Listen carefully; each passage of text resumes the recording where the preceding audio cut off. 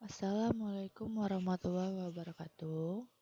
Pada pertemuan kita hari ini, materi yang akan kita bahas itu ada di buku cetak masing-masing, yaitu yang sudah kalian baca materinya tentang pola bilangan. Nah, sebelumnya kita harus tahu dulu apa sih sebenarnya pola bilangan itu. Kalau kita lihat di sini ada kata bilangan.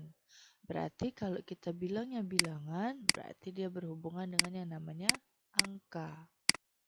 Ya. Angka itu contohnya apa saja, Nak? Contoh misalnya ada angka 1, 2, 3, dan seterusnya. Apakah sejuta masuk dalam angka? Iya, sejuta masuk dalam angka. Ya. Terus apakah hanya bilangan positif ini saja yang termasuk dengan angka? Tentu saja tidak. Dulu waktu kelas 7 kalian kan pernah belajar tentang angka. Angka itu ada yang namanya bilangan bulat. Bilangan bulat, bilangan caca, bilangan desimal. Nah, semua itu kalian harus ingat. Itu materi kelas 7. Ya, Nak ya. Itu tidak akan Ibu bahas lagi sekarang. Oke. Nah, balik lagi ke pengertian pola bilangan tadi.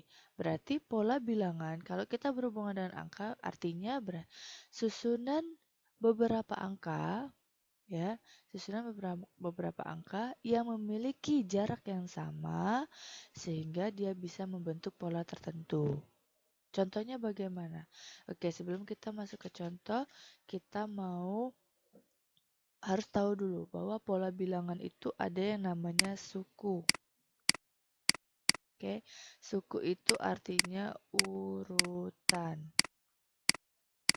Urutan biasanya kita sebut sebagai UN. Nah, N di sini adalah nominal angka. Ya, nominal angka. Jelasnya nanti Ibu kasih contoh. Oke. Oke, selanjutnya Ibu langsung aja kasih contoh tentang pola bilangan ini, Nak ya. Misal, kita punya 5 kotak nih, 5 susunan angka. Gak harus kotak, biar mempermudah kalian saja, Ibu buat kotak ya. Artinya ini susunan angkanya. Nah, misalkan Ibu punya 5 susunan angka. Ibu mau tulis angka di dalam kotak ini 1, 3, 5, 7, 9. Ya. Yang dinamakan UN, artinya suku pertama. 1 itu disebut dengan suku pertama. Oke. 1 itu disebut dengan suku pertama, artinya urutan pertama. Maka bisa kita sebut sebagai U1. Satu di sini bukan satu di sini, bukan karena angka 1 di dalam kotak ini ya, bukan. Tetapi 1 di situ adalah urutan pertama. Ya, urutan pertama. Lalu angka 3 di sini itu merupakan urutan kedua, maka kita sebut dia suku kedua atau disebut dengan U2. Ya. Kemudian angka 5 di sini itu merupakan urutan ketiga atau biasa kita sebut dengan suku ketiga, disimbolkan dengan lambang U3. Oke. Angka 7 di sini merupakan urutan keempat atau suku keempat, biasa disimbolkan dengan U4. Dan angka 9 di sini merupakan urutan kelima atau biasa disebut dengan suku kelima, disimbolkan dengan angka U5. Oke, itu untuk suku dulu ya. Kemudian baru kita masuk ke pola. Kalau kita lihat susunan angka ini dari urutan pertama ke urutan kedua itu ada jaraknya kan. Nah, jaraknya kira-kira kalau kita lihat jaraknya dari urutan pertama ke urutan kedua, itu jaraknya kira-kira adalah ditambah 2. Kenapa ditambah 2? Jelas, 1 ya. 1 kita tambah dengan 2, 1 ini kita tambah dengan 2, maka hasilnya adalah 3. Kemudian untuk urutan kedua ke urutan ketiga jaraknya juga ditambah 2. Kenapa ditambah 2? Karena 3 kita tambah plus 2, maka hasilnya sama dengan 5. Ya. Kemudian urutan ketiga ke urutan keempat jaraknya juga plus 2. Ya. Sehingga kalau kita lihat 5 ditambah 2 benar hasilnya 7. Lanjut, yang terakhir urutan keempat ke urutan kelima jaraknya adalah juga plus 2. Kenapa plus 2? Kalau kita cek 7 ditambah 2 sama dengan 9. Sehingga plus 2 inilah yang dinamakan pola. Kalau kita lihat pola ini selalu sama plus 2, plus 2, plus 2. Ya, inilah yang dinamakan dengan pola bilangan. Susunan angkanya memiliki pola yang sama atau jarak yang sama sehingga dia membentuk pola tertentu. Ya, ini polanya. Oke. Nah, apakah pola bilangan itu jaraknya hanya ditambah saja, Bu? Tidak, Nak. Bisa jadi dia, Ibu kasih contoh lagi nih. Bisa jadi apakah bisa dikurang? Bisa. Ibu kasih contoh lagi. Misalkan kita punya 5 kotak. Ya, 5 kotak. Misalkan Ibu isi dengan angka 20. Isi angka 25, 20, 15, 10, dan 5. Kenapa kita bisa tahu ini dikurang? Karena susunan angkanya selalu berkurang. Selalu berkurang sehingga kita lihat dulu nih, kita harus tahu dulu nih. 25 berarti dia urutan keberapa? Oke, betul. Urutan pertama. Kita simpulkan sebagai U1. 20 urutan ke 2. Betul. Kita simpulkan dia dengan U2. 15 U3, 10 U4, dan 5 adalah U5. Ingat ya, sekali lagi Ibu bilang ya, U5 di sini ya. U5 di sini ya, bukan karena 5 di sini bukan karena di dalam kotaknya ya, bukan. Sekali lagi Ibu bilang bukan. Itu karena urutan kelima. Ya, urutan kelima sehingga disimpulkan U5. Baru kita cek nih jaraknya. Urutan pertama ke urutan kedua. 25 ke 20 kira-kira ditambah atau dikurang? Jelas dikurang karena angkanya berkurang. 25 ke 20 turun kan? Berarti sudah pasti kita kurang. 25 dikurang berapa hasilnya? 20, ya berarti 5. Ya. Kalau kita cek apakah betul 25 dikurang 5 sama dengan 20? Betul, jelas betul. Kemudian 20 ke 15, berarti 20 dikurang berapa hasilnya 15? Ya, hasilnya 5 juga. Lanjut, 15 ke 10 juga dikurang dengan 5. Lalu 10 ke 5 juga dikurang dengan 5. Ya, sehingga di sini kita bisa lihat bahwa dia polanya juga sama. Nah, berarti dia disebut dengan pola bilangan karena dia selalu memiliki jarak yang sama. Oke, sampai sini paham? Nah, apakah hanya untuk ditambah dan dikurang saja? Tentu juga tidak. Kita bisa lihat lagi nih, Ibu kasih contoh nih. Yang tadi ditambah, itu dikurang. Sekarang Ibu kasih contoh. Kalau kira-kira kalau perkalian dia bisa nggak ya? Oke, Ibu kasih kotak dulu.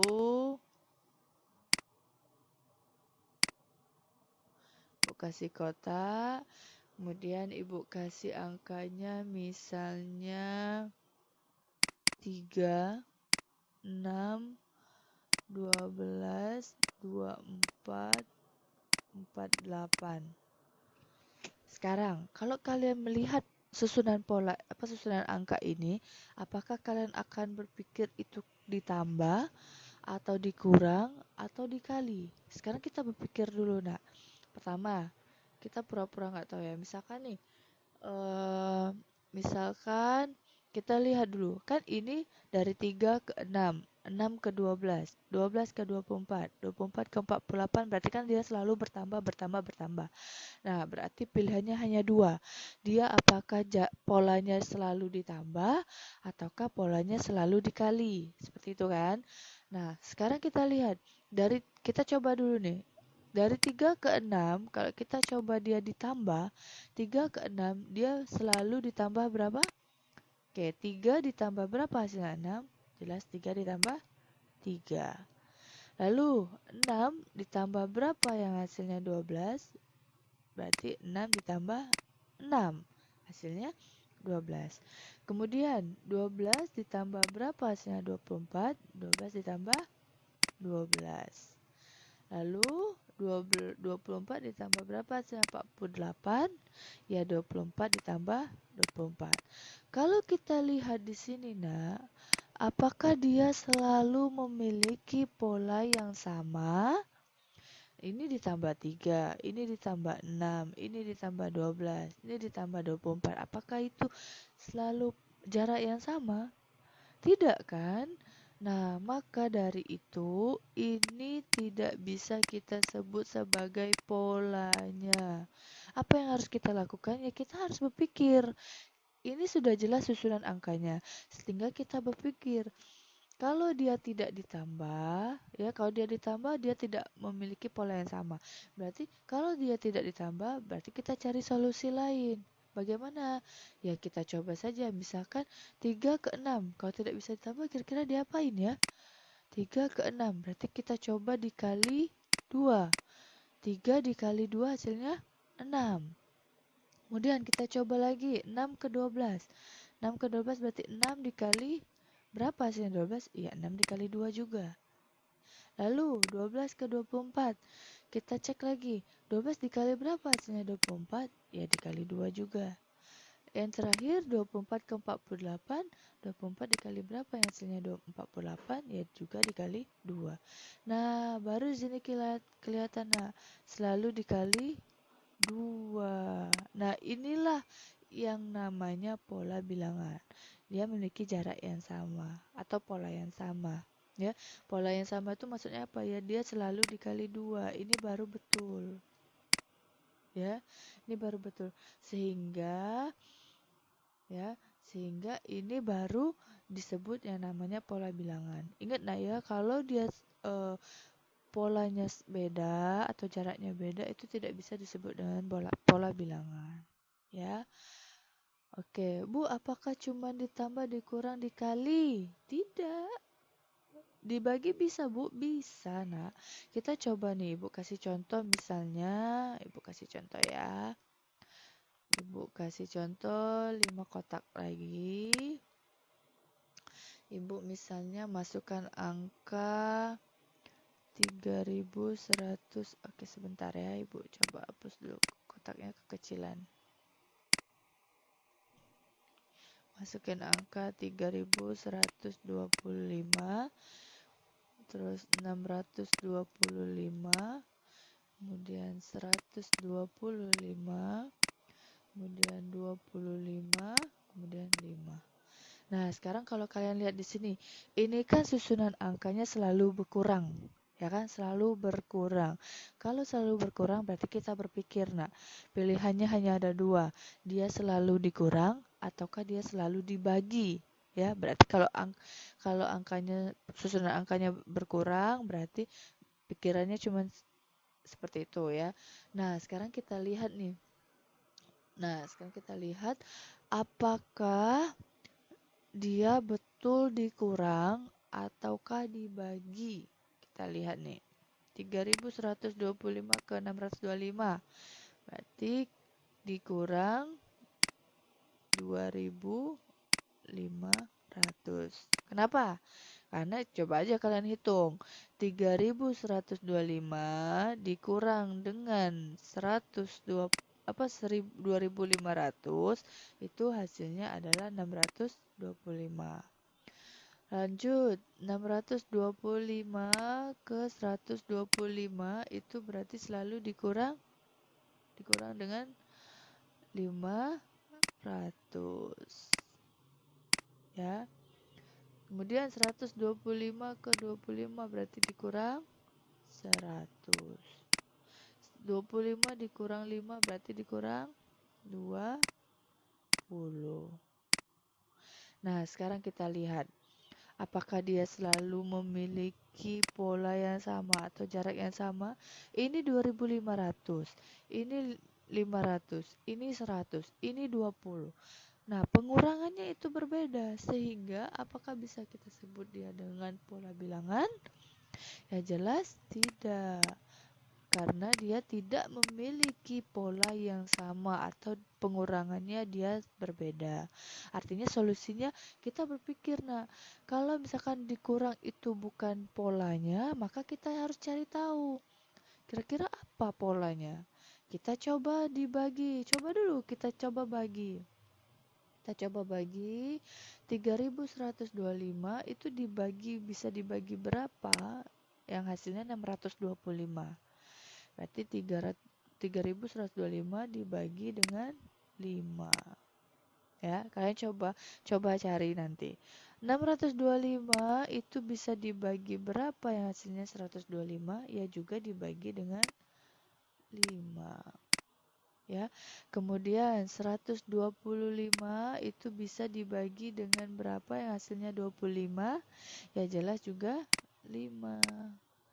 Yang terakhir 25 dibagi berapa yang hasilnya dengan 5? Ya juga dibagi dengan 5. Kalau kita lihat di sini, nah, dia selalu dibagi 5. Dia selalu punya pola yang sama atau jarak yang sama.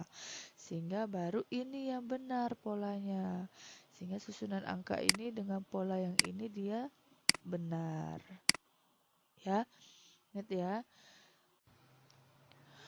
Oke, selanjutnya Ibu kasih contoh soal ya. Kalian kan tadi sudah memahami tentang pola bilangan apabila polanya ditambah, apabila polanya dikurang, apabila polanya dikali, dan apabila polanya dibagi. Ibu kasih contoh nih, misalkan Ibu punya 5 kotak, ya, yang isi di dalamnya ada angka 10, 100, 1000, 10.000, dan 100.000. Ibu punya angka dalam kotak ini.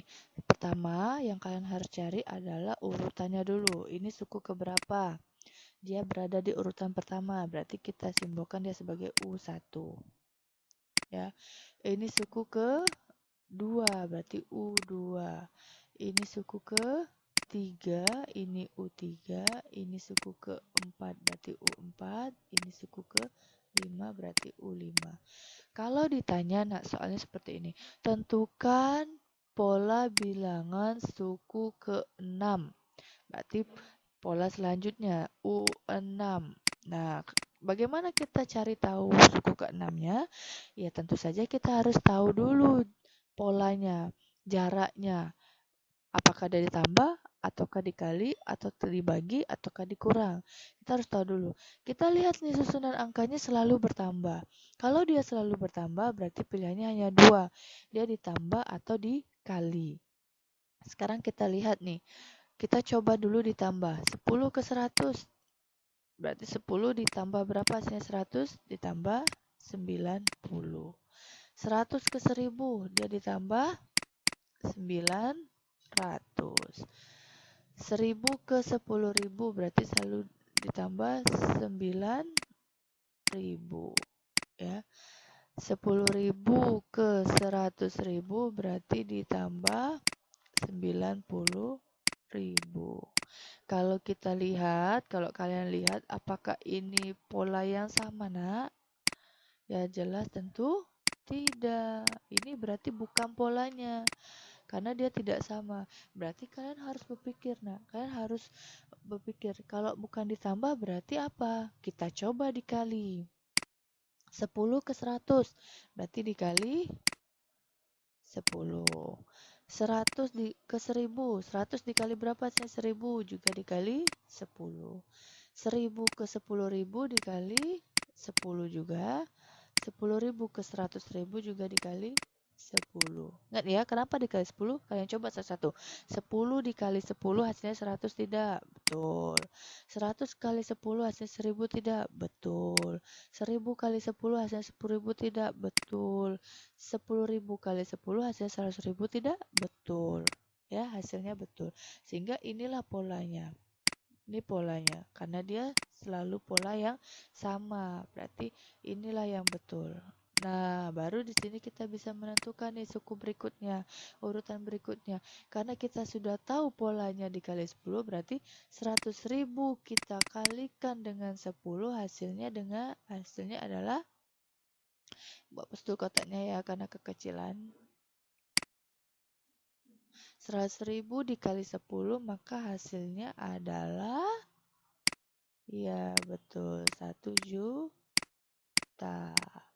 Ya, sehingga kalau ditanya suku keenamnya adalah, tentukan suku keenam. Berarti suku keenamnya adalah, atau sebut dengan U6, yaitu 1 juta.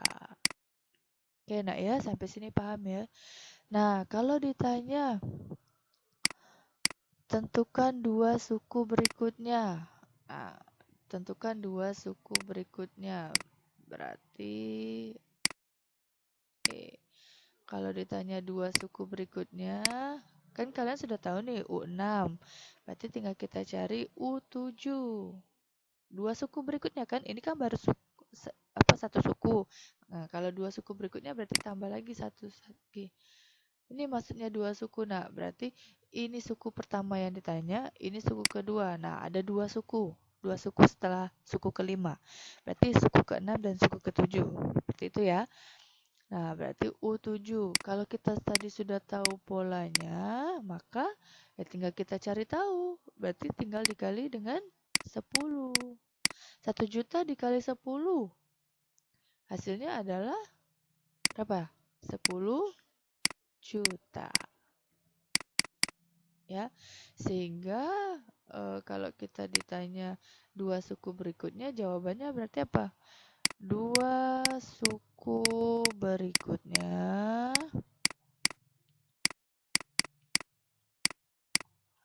adalah U6 dan U7.